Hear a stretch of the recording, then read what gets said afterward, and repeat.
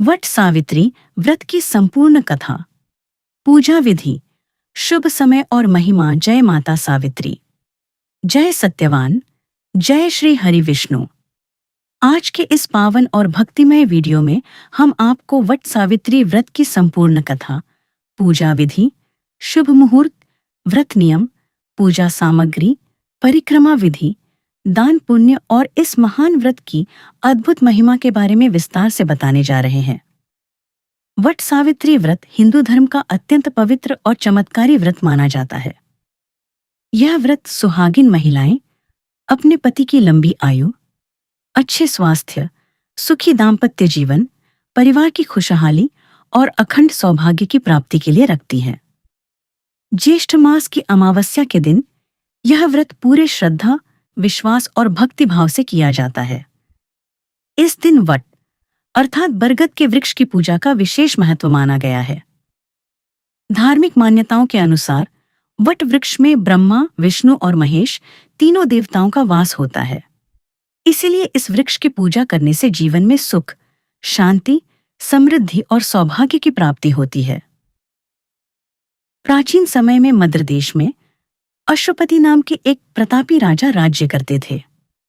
उनके राज्य में धन, वैभव और सुख सुविधाओं की कोई कमी नहीं थी, लेकिन संतान न होने के कारण राजा और रानी हमेशा दुखी रहते थे। राजा अश्वपति ने वर्षों तक कठोर तपस्या की और माता सावित्री की आराधना की। उनकी भक्ति से प्रसन्न होकर देवी सावित्री ने उन्हें एक तेजस्विनी पुत्री का वरदान दिया। कुछ समय बाद राजा के घर एक सुंदर कन्या ने जन्म लिया, जिसका नाम सावित्री रखा गया। सावित्री बचपन से ही अत्यंत सुंदर, बुद्धिमान, तेजस्विनी और धर्मपरायण थीं। उनके चेहरे पर दिव्य तेज दिखाई देता था। जब सावित्री विवाह योग्य हुई, तब राजा अश्वपति ने उन्हें स्वयं अपने लिए योग्य वर चुनने की अनुमति दी।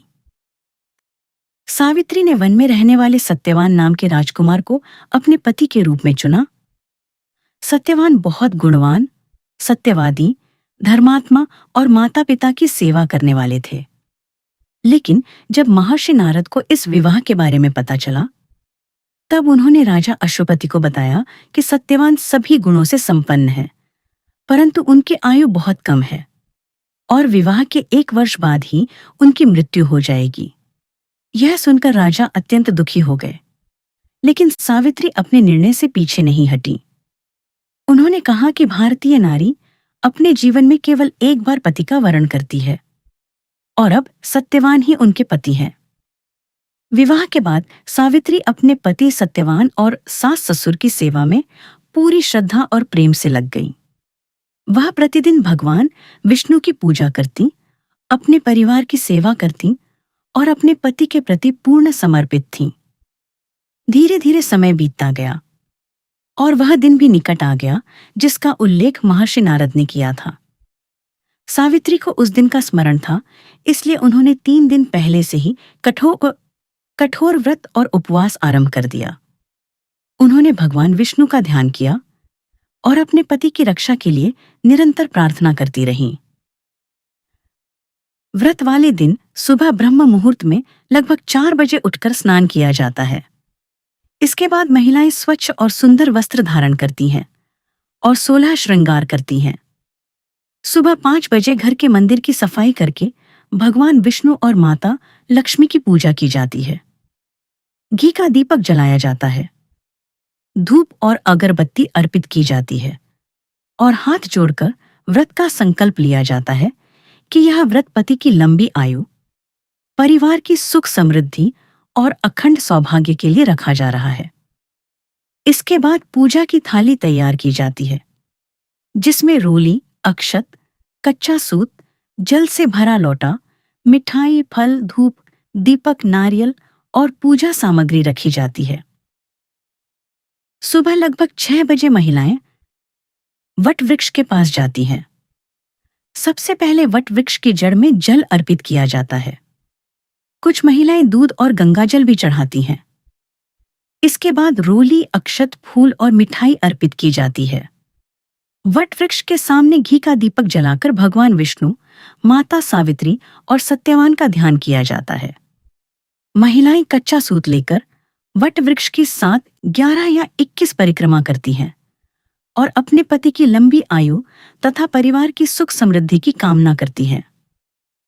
परिक्रमा करते समय भगवान विष्णु का नाम लिया जाता है और मन ही मन यह प्रार्थना की जाती है कि परिवार में हमेशा सुख, शांति और प्रेम बना रहे।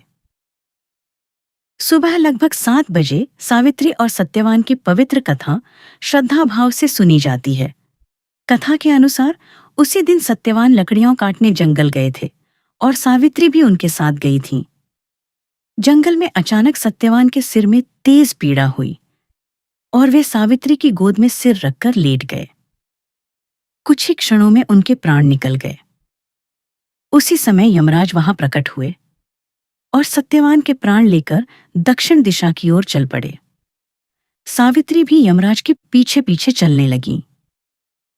यमराज ने उन्हें बहुत समझाया, लेकिन सावित्री अपने पति के प्रति प्रेम, निष्ठा और पतिव्रता धर्म के कारण पीछे नहीं हटी। सावित्री के मुख से धर्म, सत्य, प्रेम और भक्ति की बातें सुनकर यमराज अत्यंत प्रसन्न हुए। उन्होंने सावित्री से वरदान मांगने को कहा। सावित्री ने पहले अपने अंधे सास ससुर की आंखों की रोशनी मांगी, फिर उनका खोया हुआ राज्य मांगा और अंत में 100 पुत्रों की माता बनने का वरदान मांगा। यमराज ने सभी वरदान दे दिए, लेकिन आगे बढ़ने के बाद उन्हें ध्यान आया कि बिना पति के 100 पुत्र कैसे हो सकते हैं। तब यमराज सावित्री की बुद्धिमानी, पतिव्रता धर्म और अटूट प्रेम से अत्यंत प्रसन्न हुए और उन्होंने सत्यवान के प्राण वापस लौटा दिए। तभी से वट सावित्री व्रत की शुरुआत मानी जाती है। कथा सुनने के बाद महिलाएं भगवान विष्णु और माता लक्ष्मी की आरती करती हैं। महिलाएं भजन और मंगल गीत गाती हैं। दोपहर 12 बजे गरीबों और जरूरतमंदों को जल, फल, वस्त्र और अन्न का दान करना अत्यंत शुभ माना जाता है। शाम 6 बजे फिर से दीपक जलाकर भगवान की पूजा की जाती है और परिवार की खुशहाली की प्रार्थना की जाती है। रात में भगवान विष्णु और माता लक्ष्मी की आरती करके पूजा समाप्त की जाती है। अगले दिन सुबह स्नान करके भगवान को भोग लगाया जाता है और फल या सात्विक भोजन ग्रहण करके व्रत का पारण किया जाता है। मान्यता है कि जो महिला श्रद्धा, विश्वास और भक्ति से यह व्रत करती है, उसके जीवन में सुख शांति बनी रहती है, परिवार में प्रेम बढ़ता है और पति पत्नी का रिश्ता मजबूत होता है। यह व्रत केवल एक धार्मिक परंपरा नहीं, बल्कि प्रेम, विश्वास, समर्पण, त्याग और नारी शक्ति का सबसे सुंदर प्रतीक माना जाता है। माता सावित्री का जीवन हमें सिखाता है कि सच्चा प्रेम और अटूट विश्वास सबसे बड़ी शक्ति होती है, जो मृत्यु जैसी कठिन परिस्थिति को भी बदल सकता है। भगवान विष्णु, माता सावित्री और सत्यवान सभी महिलाओं को अखंड सौभाग्य, सुख, शांति, समृद्धि और खुशहाल वैवाहिक जीवन का आशीर्वाद प्रदान करें। वीडियो अच्छा लगे तो लाइक करें, चैनल को सब्सक्राइब करें और बेल आइकन जरूर दबाएं ताकि आपको ऐसे ही भक्ति, पूजा पाठ और धार्मिक कथाओं से जुड़े वीडियो सबसे पहले मिलते रहें।